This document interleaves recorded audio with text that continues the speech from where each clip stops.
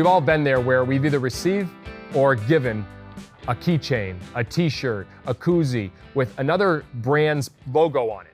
The reality is that doesn't matter to us. What matters to them is their own brand, their own logo, their own name. So let's not keep getting keychains and getting little promotional items to send to our customers. Let's find those things that really matter. For us, I remember when someone sent me a custom mug with the Savannah Bananas logo on it. That's more special than seeing it with XYZ accountant.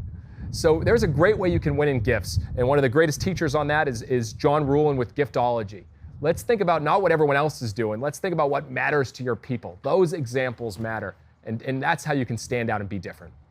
I challenge you to first write 3 promotional items that you got at a trade show that actually stood out, that you kept, that really made a difference, that are different. And then I would challenge you, what could be 3 that you could come up with that would stand out, that are a little different? Take some inspiration from this crazy prop closet and think, all right, is it funny underwear? Is it a jock strap?